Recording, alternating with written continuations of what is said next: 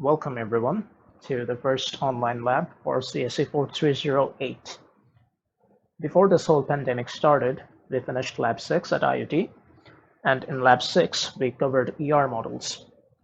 The main content that we will be covering for this lab is the conversion of ER models to relational models.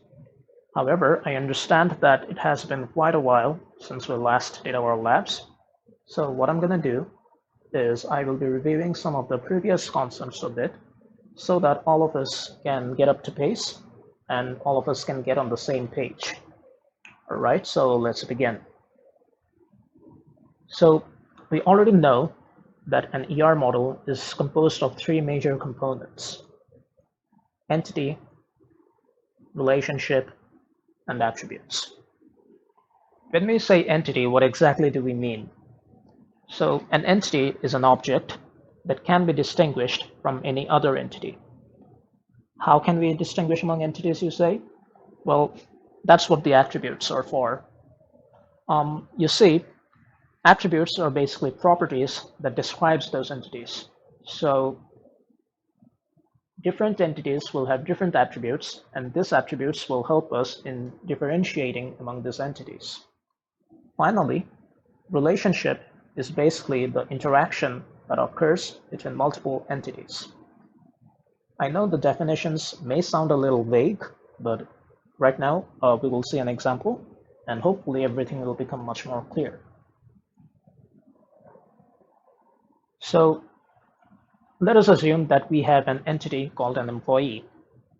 Now, an employee may have different attributes. Let us assume that he has attributes like his own employee ID, his name, phone number, and so on. Now, it is entirely possible that there are multiple employees in a company, and the thing about multiple employees is that everyone will be different. Every employee will have a different employee ID as well as a different phone number. So these two attributes, employee ID and phone number, is helping us differentiate among different employees, right? Similarly, let us assume there is another entity, the employer. Quite a handsome guy, isn't he? Anyway, we assume that he has attributes as well. He has his own ID, his name, phone number, so on. We're not really worried about the actual attributes here. So we understand so far that these attributes are helping us differentiate among the different types of entities. Now, what about the interaction between these two entities? What type of relationship exists between these two entities? Well, we understand that an employee works for an employer, right? So we can say that the relationship between employee and employer is something like this. An employee works for an employer. So let's forget about everything else and get a recap about all the things that we have understood so far. In this particular scenario, we have two entities, employer and employee. We have some attributes that describe those entities and help us differentiate among those entities. And finally, we have a relationship that we have termed works for that exists between these two entities and help us understand the interaction that occurs between these two entities. So this whole modeling that we just did, this whole scenario that we just designed, is called an ER model.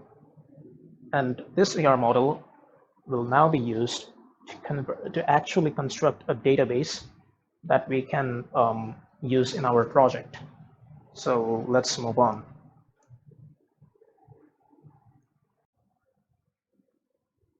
All right, so we understand that relationship is used to define the interaction that occurs between multiple entities, right? However, there are some properties of relationship that we must keep in mind. These properties are degree, minimum cardinality, and maximum cardinality. To understand these properties, let us bring back our previous example and see how exactly these properties work in this case. So the degree of a relationship is the number of entities that are participating in that relationship. Again, the degree of a relationship is the number of entities that are participating in that relationship. So in this case, how many entities do we have?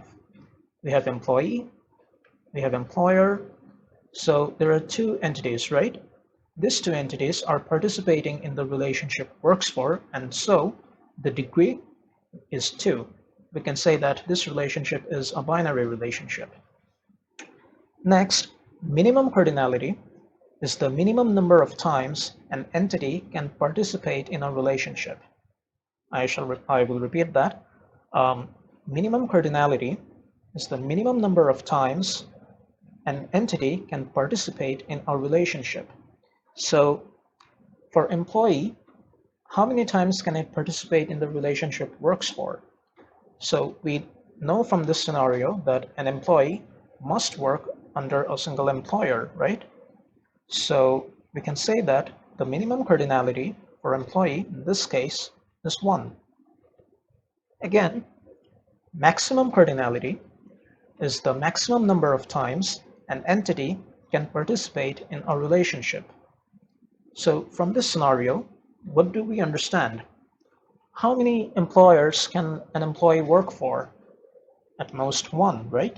So the maximum cardinality for employee is also 1. So what about employer? Let's find out. At a given time, what is the minimum number of employees that will work for an employer? Well, if the employer is not a good enough employer, so he will have 0 employees, right?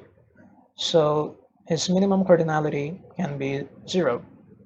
On the other hand, if he's a very good employer, there will be multiple employees working under him, right? So we can say that his maximum cardinality is star or m, which is used to define many. Now, to denote this minimum cardinality and maximum cardinality using this ER diagram, we follow a specific, or we just follow a design principle mainly. So this design principle is as follows. You can see that we have written something like 1.1 on the employee side of things. So this means on the left one means that the minimum cardinality of employee is 1, and the right one means the maximum cardinality of employee is also 1. Similarly, we can write something similar for employer, 0 ... star. In this case, 0 denotes the minimum cardinality for employer, and m or star denotes the maximum cardinality for employer. Now, for some reason, assume that we do not want to use this specific notation. We just want to write, suppose, m to 1 to define many to 1 relationship that exists here. So what we're going to do is we will take the two maximum cardinalities, write them in reverse order, and get many to 1 relationship from employee to employer. So we have taken the maximum cardinality for employer, we have taken the maximum cardinality for employee, and we have written many to 1 relationship from employee to employer. So what we can do now is we can erase the previous notations and write something like this, M1, which basically denotes that there exists a many to 1 relationship from employee to employer in this particular scenario. All right. So to recap, what have we learned so far? The degree of a relationship is the number of entities that are participating in this relationship. So for works for, the degree is 2. Minimum cardinality is the minimum number of times an entity can participate in a relationship. On the other hand, maximum cardinality is the maximum number of times an entity can participate in a relationship. And we have learned from our discussion that the minimum and maximum cardinality for employee is 1, the minimum cardinality for employer is 0, and the maximum cardinality for employer is star or m, are basically many. So that is all for the properties of relationship. All right, so now we are getting to the fun part of this lab. We will be learning how to convert an ER model into a relational model. However, whenever we are considering about converting an ER model into a relational model, there are three cases that need to be kept in mind. The first case is when we have one-to-one relationships. The second case is when we have many-to-one or one-to-many relationships. And the third case is when we have many-to-many relationships. So let's consider the first case. Assume that we have an entity called project leader and another entity called project. The way this scenario is designed is that a project leader can work under a single project at max, and similarly, a project can have a maximum of one project leader. So we can understand that this is a very classic example of how a one-to-one relationship works. Okay, so far so good. We have designed our ER model. Now we have to convert this into a relational model, or into tables, basically. So how are we supposed to make our database understand what this ER model is trying to define? Well, what we are going to do is we will take each of the entities that we have in our ER diagram and construct tables for each of them. So we will construct a project leader table, and at the same time, we will create a project table. As you can see, we have filled some dummy data and dummy attributes in these tables. Also, for the project leader table, we have wait a sec. Yeah. So for the project leader table, we have employee ID as the primary key, and for the project table, we have project ID or PID as the primary key. Okay. So we have two tables for the two entities that we have here.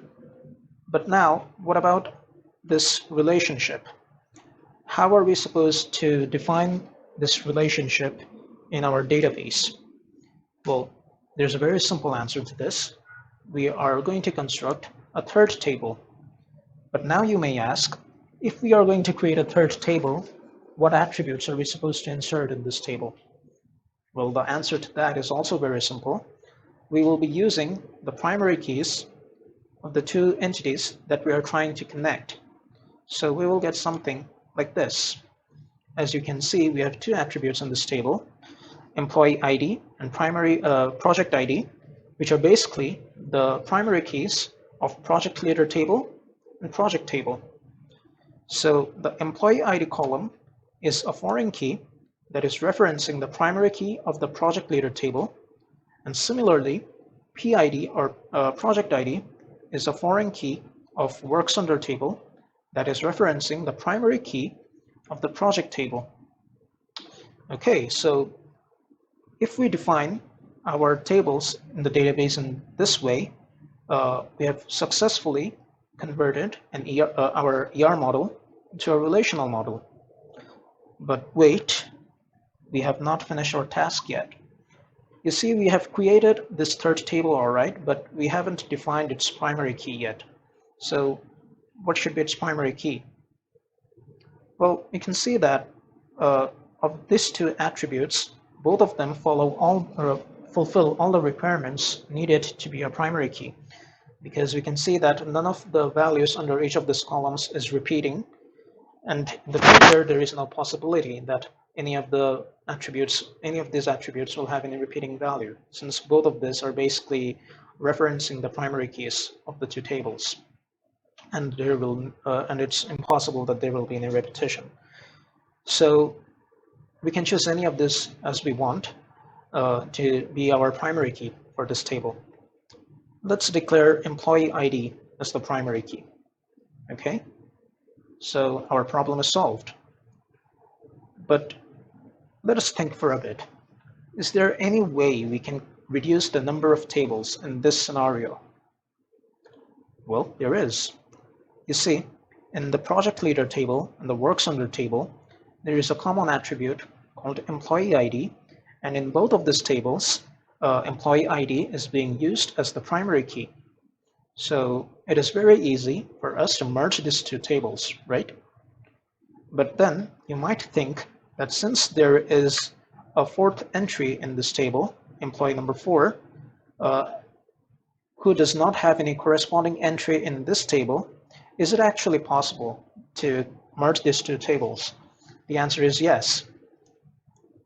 Since employee ID is the only primary key here, it is not necessary that the other that project ID in this case has to have any value. It is entirely possible that any of these 3 attributes may have a null value.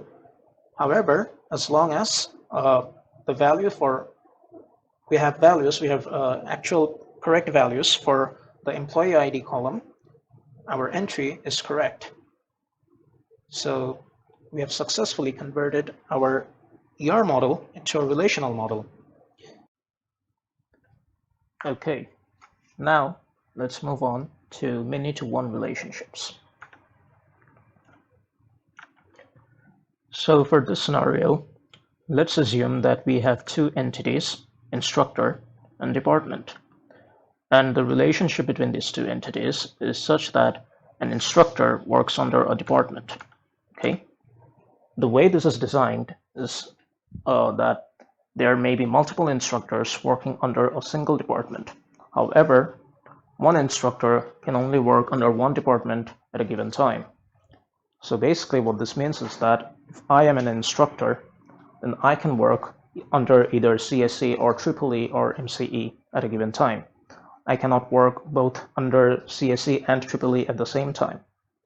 Again, under CSE, there may be more than one instructor. So suppose my friend Saidul and I, the 2 of us, are simultaneously working under the department CSE. All right, so that's how this works. So from this, we understand that this is a basic example of many-to-one relationship from instructor to department. Now, let's spice things up a bit. Let's also assume that in our scenario, it has been mentioned which instructor has what contract period for working under a particular department.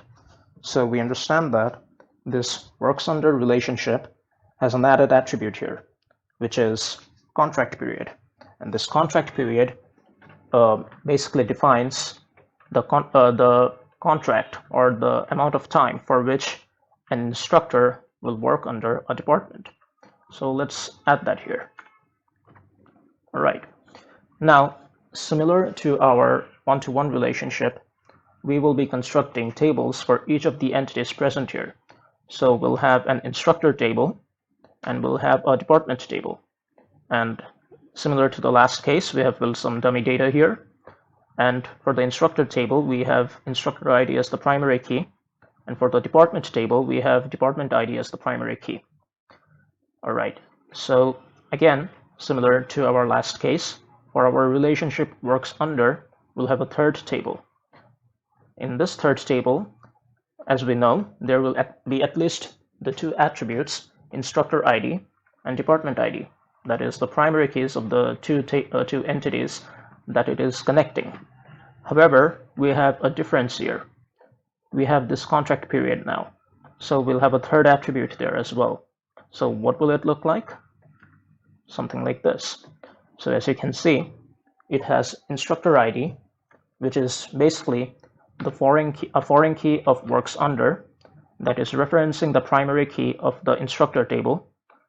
It has department ID, which is basically a foreign key of works under that is referencing the primary key of the department table. And again, it has a third attribute, contract period, which is basically the contract period of each of the instructors for their corresponding departments. Now, if you look at the entries for this particular case, you see that instructor 1 works under department 1, instructor 2 works under department 1, instructor 3 works under department 3, and instructor 4 works under department 2. Now let's ask ourselves that old question again. What is the primary key for this particular table, for this works under table? Well, if you look carefully, you can see that there is no repetition of data under the instructor ID column, but however, there are some repetition of data under the department ID column. So what is the reason behind that?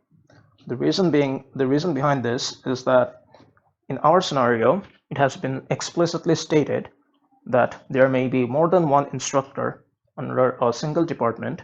However, one instructor cannot work under more than one department, right? So for this reason, we see that we have unique entries for each of the instructors. However, under the department ID attribute or department ID column, we say that there are repeating values. All right. So from this, we understand that our primary key has to be instructor ID. All right. Okay. So far so good. Now again, the second question we will ask ourselves is, can we reduce the number of tables here? The answer is yes. Why? Because if we look carefully, we can see that the instructor table and the works under table have a common attribute, instructor ID, which is also their primary keys. So we can easily merge these two tables, and the corresponding table with something like this. So as you can see, instructor ID is our primary key here, and the remaining two attributes, department ID and contract period, have been merged with the original instructor table. So we have successfully reduced the number of tables here, and we have converted our many-to-one relationship in the ER model of a many-to-one relationship into a relational model. So one thing you need to keep in mind whenever you face many-to-one relationships is that the primary key will be the primary key of the entity which is present on the many side of the relationship. So basically, in this case, instructor ID is the primary key of the entity instructor, and instructor is on the many side of this relationship. So we can understand that the primary key of that entity which is present on the many side of the relationship will be used as the primary key for the final merged table. All right. Okay, so that's it for many-to-one relationships. Now let's move on to many-to-many relationship.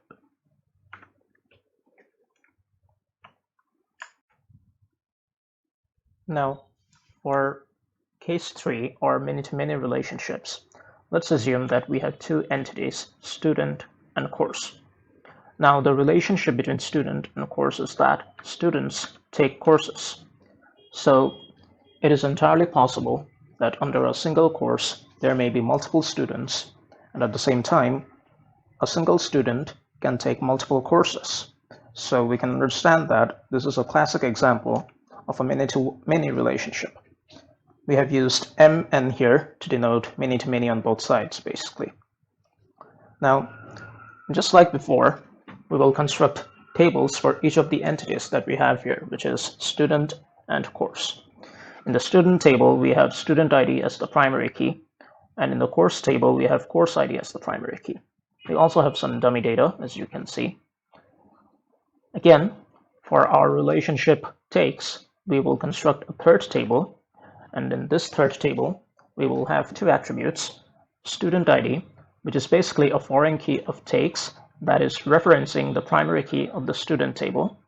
And again, we have another attribute called course ID, which is basically a foreign key of takes that is referencing the course ID or the primary key attribute of the course table. Okay, so far so good again. Now let's look at the data that we have here. You can see that student 1 has taken course 1, student 2 has taken course 2, again student 1 has taken course 2, student 2 has taken course 1, and finally student 3 has taken course 3. So we can see that there are repeating values on both sides. So now the age-old question is, what will be the primary key of this third table? The answer, well, let's find out. You can see that under both of these attributes, we have repeating values, so we can't exactly select any one of them to be the primary key. What we're going to have to do is we will have to declare a composite primary key consisting of both student ID and course ID.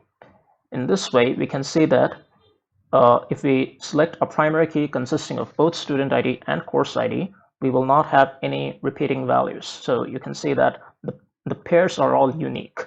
There is no similar, or there are no repeating pairs of entries in this particular case. So we can understand that in case of many-to-many relationships, the primary key of the relationship table will be a composite primary key consisting of the primary keys of the two entities that it is connecting. So we can understand that this is a special case where the primary key will be a composite primary key. Now, the second question is, can we reduce the number of tables here? The answer is no, we can't. The reason is, as you can see here, we do not have any table where the primary keys are common. So you can see that in the student table, student ID is the primary key. In the course table, course ID is the primary key. In the takes table, student ID and course ID combine together to form a composite primary key. So there is no common primary key here, which we can use to merge tables. So we can understand that many-to-many relationship is a special case where there is no way to reduce the number of tables. So that is it for many-to-many relationships. And with that, we conclude our lecture for today. So if you have any question, please note those down and ask me those questions in the live session that we will be having during the class time. And if you don't have any question, then well done to you. And hopefully you will be able to solve all the tasks that we will be giving. Right, take care and stay safe. Thank you.